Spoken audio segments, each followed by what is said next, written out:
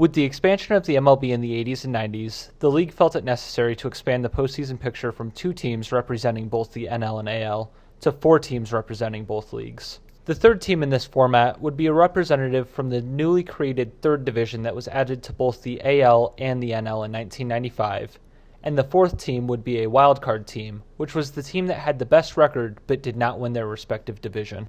The wildcard team saw its first appearance in baseball in 1995, and it's been a staple of the playoff format ever since.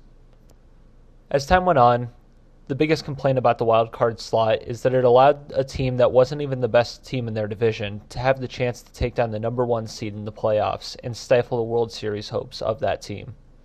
In the spring of 2012, the MLB announced that its new playoff format would include a second wild card team to try and make it a more difficult task to make a push in the postseason as the wild card team. This change made it so that both the NL and AL would have 5 teams rather than 4 that made the playoffs, meaning a new round of the playoffs needed to be created to compensate for the extra team. This new wildcard round was a 1-game playoff that left a team's entire fate in the hands of game 163.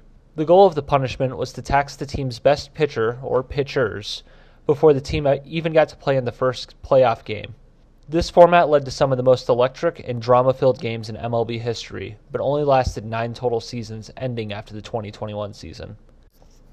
The first year of the 1-game playoff was quite the kickoff, as the NL wildcard game had one of the most controversial calls in MLB history.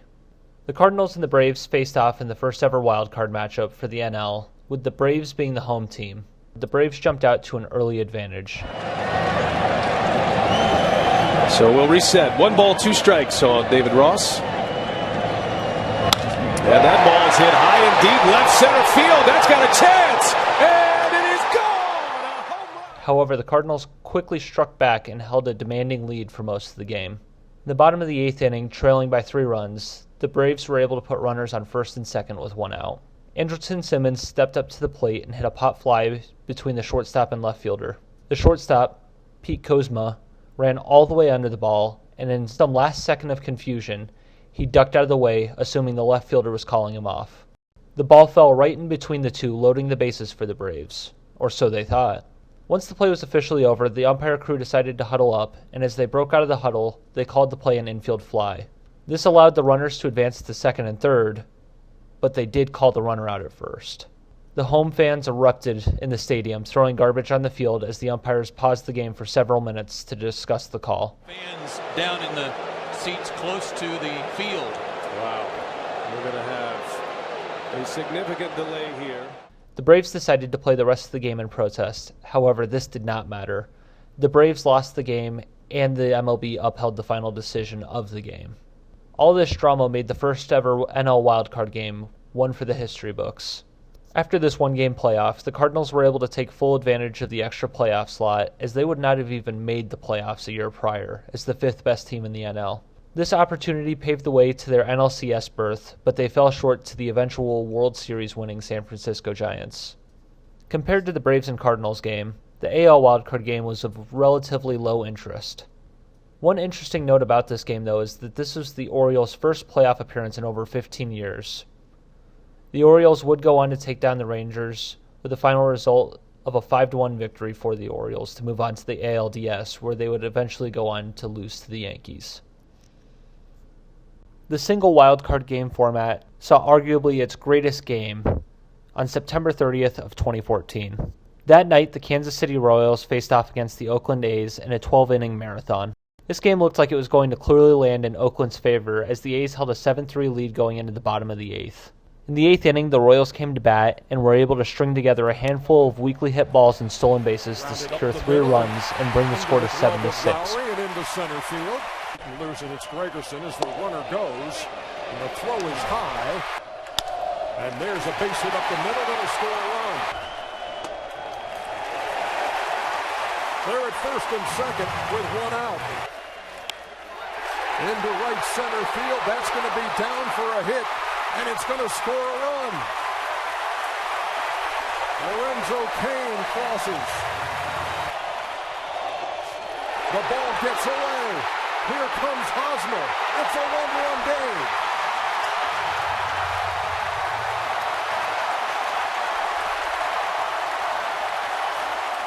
The Royals were able to score 3 runs while only having 1 at-bat result in a ball that left the infield. After narrowly escaping a bases-loaded jam in the top of the 9th, the Royals came back up to the plate, still chasing just 1 run. The inning started with a Josh Willingham bloop single to right field. Once Willingham reached first, he was replaced by the Royals' pseudo-designated runner, Gerard Dyson. Dyson was able to advance to second on a sac bunt, and then able to swipe third base in the following at-bat. On the very next pitch, Norichika Aoki scored Dyson on a sac fly to right field to send the game to extra innings. This game saw no further changes in score until the top of the 12th inning, where the A's had a runner on first who advanced on a sac bunt to second, moved up to third on a wild pitch, Ball gets away. and then scored on a one-out single.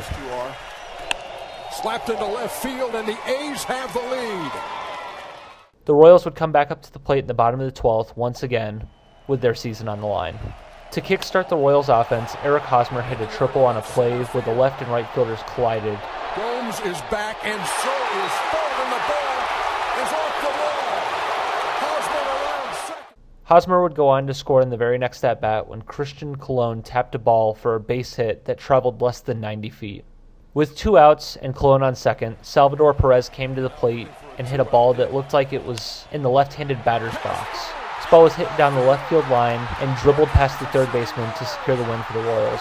The magic for the Royals did not stop there, as they would become the first team to play in the World Series as a team that made the playoffs as a direct result of the new wildcard format.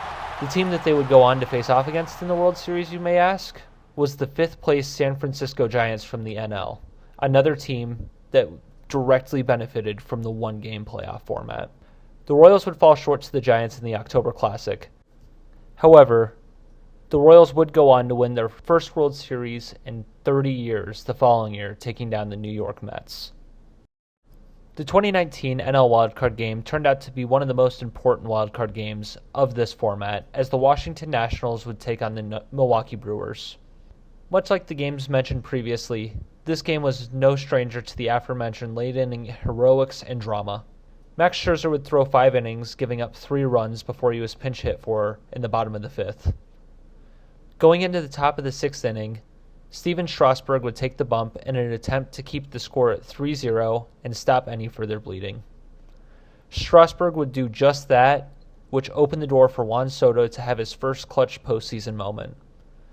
With the bases loaded in the top of the 8th and the Nats trailing 3-1, Soto would step up to the plate and drive a ball into right field that slipped under the glove of Trent Grisham and score 3 runs on the play to give the Nats the lead. The Nationals would go on to win this game, and after taking down the Dodgers, Cardinals, and eventually the Astros, the Nationals would be the last team to win the World Series before the COVID season rule changes took effect and changed baseball forever. On top of the iconic moments outlined, there are so many that I didn't have time to mention. For example, the Edwin Encarnacion walk-off in the 11th inning of the 2016 AL wildcard game, the 13-inning rubber match of the Cubs-Rockies 2018 wildcard game, or the walk-off home run hit by Chris Taylor in the last ever wildcard game in 2021. Through the 9 seasons that the one-game playoff format existed, fans were treated year after year to drama-filled, high-electricity games. This format opened the door to mid-market teams making their presence felt in the playoffs more than any other time in MLB history.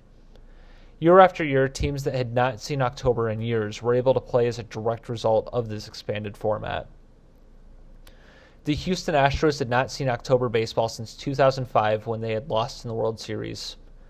In 2015, the Astros made the dance as the 5th-place team in the new wildcard format, eventually taking down the Yankees that year. This would be the start of the greatest dynasty baseball has seen in the 21st century. Although the current playoff format does still have more teams than the playoff picture outlined leading into the 2012 season, the current system does not seem to capture the same drama fans had come to expect from these teams. Over the past couple of seasons, players have started to complain that the wildcard format is an entire series rather than a single game played before the divisional series. Now, first-place teams feel that they're being punished for playing well all season and earning a first-round bye because players find themselves cold after not playing for a week leading into the playoffs. The old wildcard format gave fans the drama of an entire season in one night, and there was nothing that compared to these games. My true wish is that the MLB would bring back this format and allow teams to play their Game 163 once again. Even though they've turned a lot of double plays. Oh, there's a drive to deep left field, and the ball game is over.